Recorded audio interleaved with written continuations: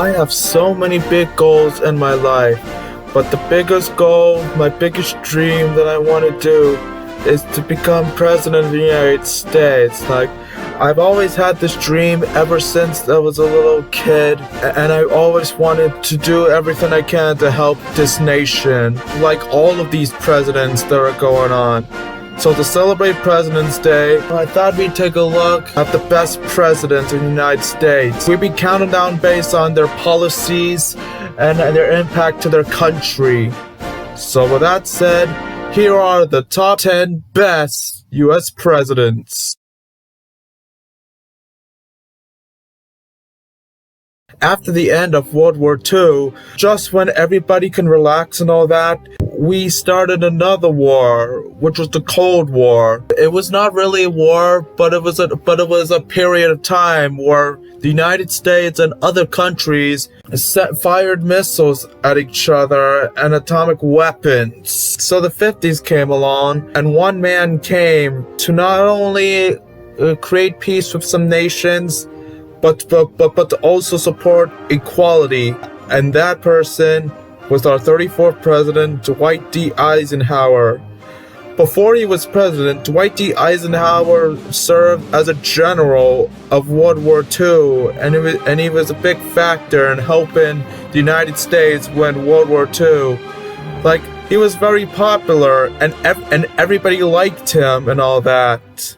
You like Eisen, I like Eisen, everybody likes Eisen for president. Hang out the banner and beat the drum, we'll take Ike to Washington. In his first term, he ended McCarthyism, which was the practice of making false or unfounded accusations of subversion and treason, especially related to anarchism, communism, and socialism. So pretty much McCarthyism were pretty much racist towards Russians, Chinese, and all of that. And Eisenhower put a stop on that and pretty much said that not all Russians, not all Chinese, or not all people originated from communist countries are communists. And speaking of communism, there was another war that took place, the Korean War. And Eisenhower was willing to end the Korean War. He considered using nuclear weapons to end the war, something that Harry Truman did to end World War II. And China knew about World War II, and then end up deciding not to go through it again. So they agreed on an armistice, which basically said that China will stop using nuclear missiles on the US. And to cease fire while a peace treaty was made, and it has. So not only he helps put an end to the Korean War, he also took part of the Brown versus Board of Education. He basically sent troops to segregated schools to protect black students from violence.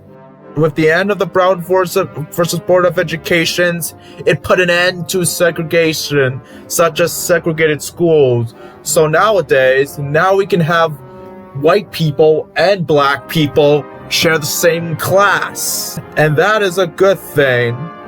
So you can thank Dwight D. Eisenhower for not only having peaceful relations with some countries, but also be supporter of civil rights and allowing our schools to have culture in it.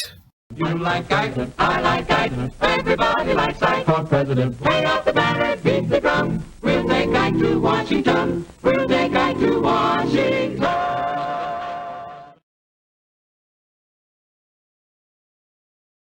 Next up in our list, at number 9, is our 4th President of the United States, James Madison. What's interesting of James Madison is that even if he was never president, we all know who James Madison was, the father of the U.S. Constitution and the author of the Bill of Rights, which has our first 10 amendments of the Constitution. When James Madison became president, he made an effort to acquire land that was controlled by Britain, Spain, and Native Americans, and he handled it with diplomacy. Sadly, the diplomatic protests with a trade embargo failed to end British seizures of American ship goods, thus leading to the War of 1812, a war between the United States and Great Britain. James Madison took a big part in helping us win the war against Britain, and at the end of the war, it helped Madison create a stronger federal government. And in his second term, he created the Second Bank of the United States and the enactment of the Protective Tariff of 1816. And thanks to the Treaty of Paris that was signed at the end of the war, Native American tribes got 26 million acres of land of the United States. So it was pretty much the Louisiana Purchase, the Native American edition. After that, he became the last founding father to die. Now, while all of that is good, he was pretty much a support of slavery. Like, he did own slaves, but he never freed them during his lifetime or in his will.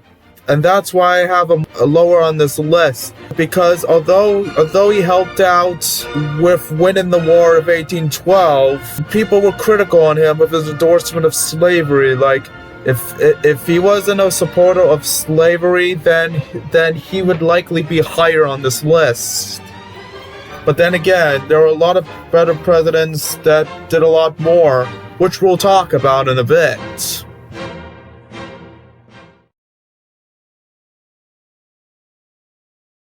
Remember when we talked about the Cold War? Well, the Cold War was a bit of a long time. Like, it started at the end of World War II, which was 1945, and it didn't end until in the late 1980s or early 1990s. Pretty much 4 decades and a half. But there was one man that was able to put an end to the Cold War, and that was our 40th president, Ronald Reagan. Before becoming president, Ronald Reagan was an actor from the 40s until the 60s. He had a successful career in acting, and he was just as successful in his time in office. In his first term, Reagan created the Reaganomics, which involved economic deregulation and cuts in both taxes and government spending during a period of stagflation.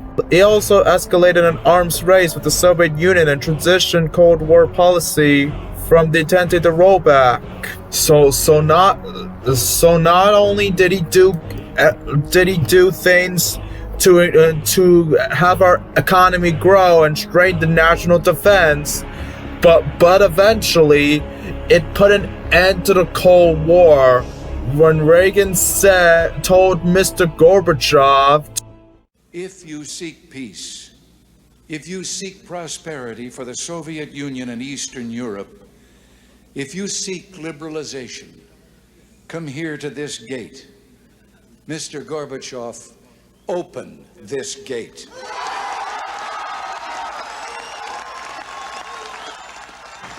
Mr. Gorbachev, tear down this wall.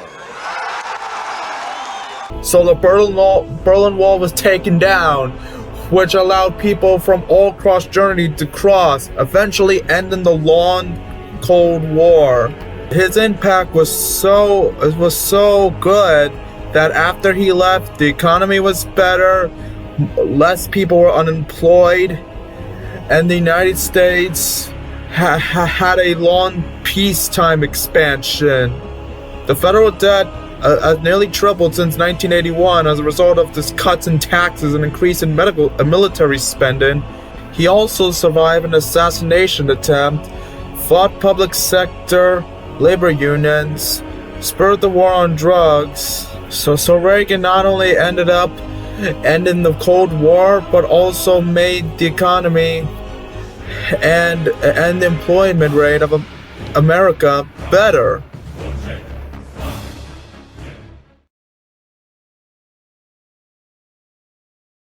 The next person on this list came after Dwight D. Eisenhower, and that is John F. Kennedy.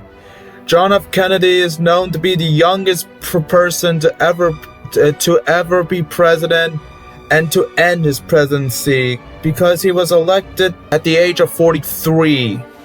When he became president, not only was the Cold War still around, but it was at its peak.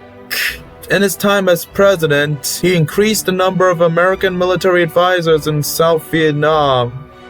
And he did everything to overthrow the Cuban government of Fidel Castro, which involved the Bay of Pigs invasion, which failed, and defusing the Cuban Missile Crisis, which was a success. He also signed the first ever nuclear weapons treaty, which prohibits all test detonations of nuclear weapons except for those conducted underground. So just like Dwight D. Eisenhower, even though he didn't end the war, he pretty much limited the missiles. He also created the Peace Corps, an alliance for progress with Latin America, and he inspired the Apollo program with the goal of landing a man on the moon, which would be done with Neil Armstrong in 1969. One small step for man, one giant leap for mankind. At that point, the move to the moon pretty much inspired Americans to do anything. He also supported the civil rights movement. In the election of 1860, Abraham Lincoln said the question was whether this nation could exist half slave or half free.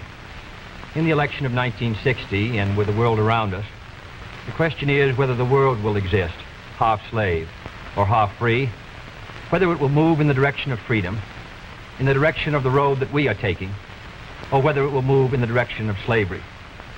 I think it will depend in great measure upon what we do here in the United States, that we build, on the kind of strength that we maintain. We discussed tonight domestic issues, the kind of country we have here, the kind of society we have, the kind of strength we build in the United States will be the defense of freedom. If we do well here, if we meet our obligations, if we're moving ahead, then I think freedom will be secure around the world. If we fail, then freedom fails. Therefore, I think the question before the American people is, are we doing as much as we can do? Are we as strong as we should be? Are we as strong as we must be if we're going to maintain our independence? And if we're going to maintain and hold out the hand of friendship to those who look to us for assistance, to those who look to us for survival? I should make it very clear that I do not think we're doing enough, that I am not satisfied as an American with the progress that we're making. This is a great country, but I think it could be a greater country. And this is a powerful country, but I think it could be a more powerful country. I'm not satisfied until every American enjoys his full constitutional rights. If a Negro baby is born, and this is true also of Puerto Ricans and Mexicans in some of our cities, he has about 1/2 as much chance to get through high school as a white baby. He has 1/3 as much chance to get through college as a white student. He has about 1/3 as much chance to be a professional man, about 1/2 as much chance to own a house. He has about 4 times as much chance that he'll be out of work in his life as the white baby. I think we can do better. I don't want the talents of any American to go to waste. If the United States fails, then the whole cause of freedom fails. And I think it depends in great measure on what we do here in this country. So Kennedy has done a lot in his life. Now you're probably asking why he's lower on the list. Well, it's not only because the presidents do much more than him and they're better than him, but unfortunately his life in office was short because on November 22nd, 1963, John F. Kennedy was assassinated. So only one term in, and he died, which is sad because he was doing so good and everything. Imagine if he didn't get shot. If he was able to finish his first term, there's no doubt he would have won a second term. And what he had next, we don't know.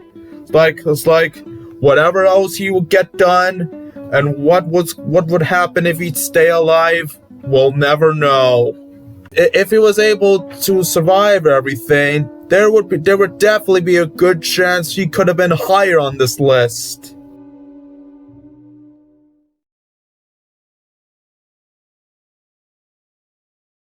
This next president on this list is actually very recent.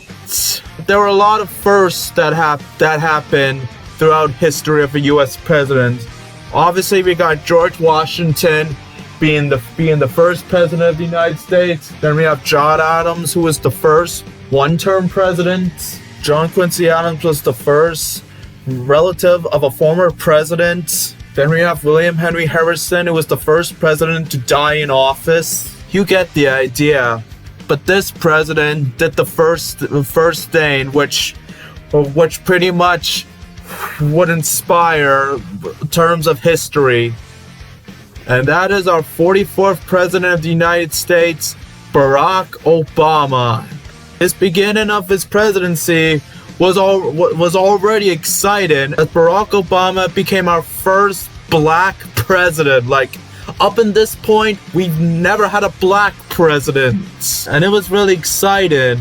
And as president, he did not disappoint.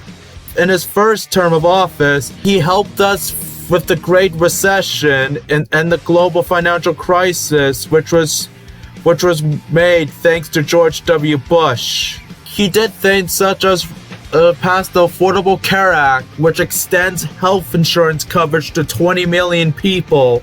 And he also improved the auto industry. And not only that, but he was the guy that ended a U.S. military presence in Iraq, which involved a counterterrorism raid which killed Osama bin Laden. Yeah, the guy responsible for 9/11, he's dead because of Obama. So we can definitely thank him for that.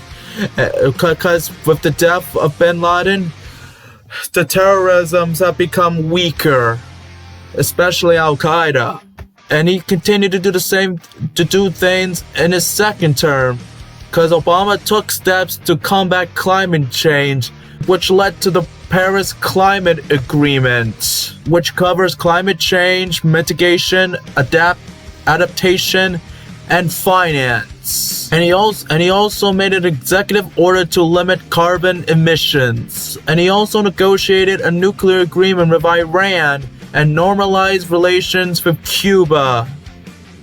And during his second terms, less and less American soldiers stayed in Afghanistan, and many of them were coming home. Of course, some of them stayed, but a lot of them were coming home after a long decade of fighting in Afghanistan. So not only Obama was able to increase the economy and give us great healthcare insurance, but he pretty much limited the violence in Afghanistan by eliminating the most deadliest threats of terrorism. And he also did everything to help our climate and a lot of that. And to spend most of my life with him as president, I say he did a very good job. Can we get better from here? Yes, we can. Yes, we can. Yes, we did. Yes, we can. Thank you. God bless you. May God continue to bless the United States of America. Thank you.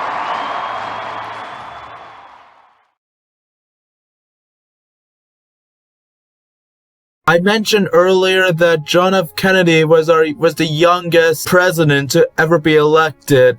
But while John F. Kennedy was the youngest president to be elected, there is one guy that was the youngest president ever, and that one was Theodore Roosevelt.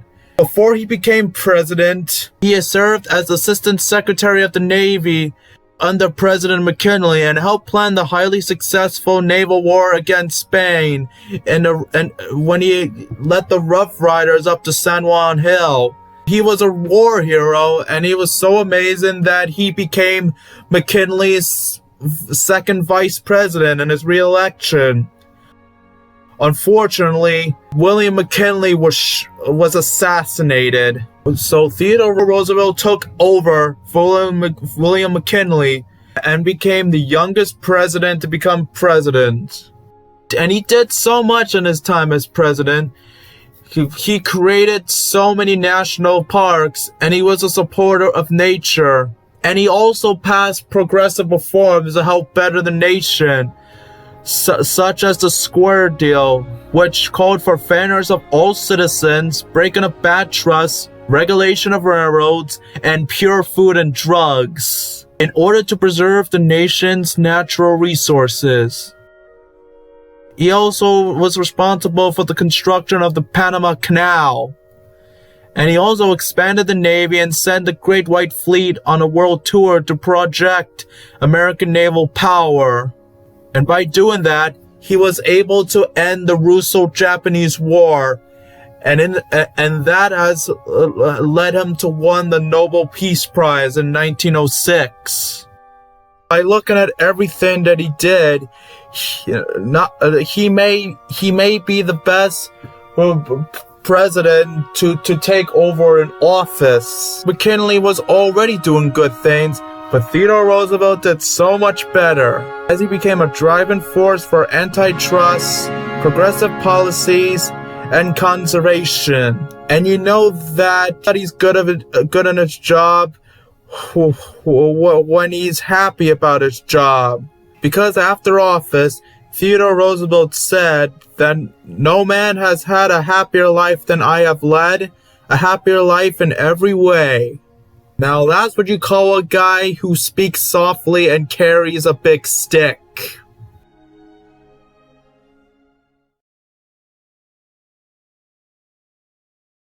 Now we're getting part of the list where it gets easier. This next president on our list is our third president, Thomas Jefferson. Like James Madison, even if he was never president, we all knew who Thomas Jefferson was, the creator of the Declaration of Independence. Before he became president, Thomas Jefferson was the first Secretary of State under George Washington, but then he had to leave due to disagreements. And then he became Vice President under John Adams. And of all those disagreements, Thomas Jefferson would face John Adams in the presidential election of 1801, which would end in Thomas Jefferson beating John Adams. And his time as president was amazing. The biggest one he did was he signed the Louisiana Purchase, which pretty much doubled the size of our nation.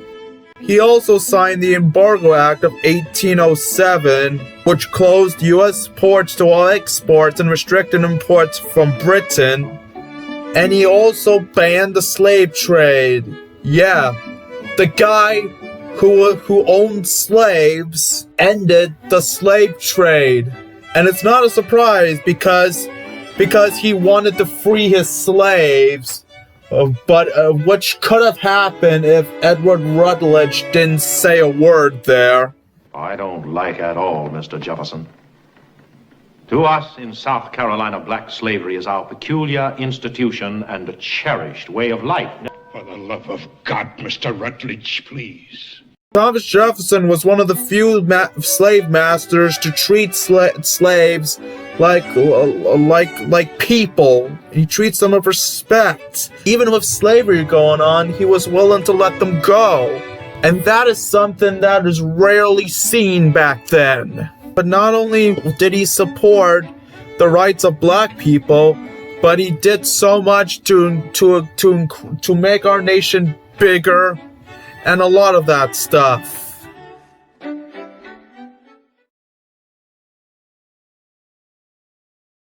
The next one shouldn't even be a surprise, because this next one does definitely deserve to be on this list, and that is FDR, Franklin Delano Roosevelt. Before FDR became president, America was facing a financial crisis with the economic crash of 1929. The stock market crashed, people lost their jobs and their homes, and they were getting hungry and all of that. So FDR came along to try to put the nation back together, and he did. he created the New Deal, which created Social Security, unemployment insurance, and public work programs in order to help people get back to work. And he also helped have the government involved in funding to put the fallen Americans back on their feet. Like, he did so much there that he eventually put an end to the Great Depression and helped the economy grow. And if that wasn't enough, he basically brought us to fights in World War II. Like, this guy was so impactful that he is our longest serving president, as he was elected 4 times. 4.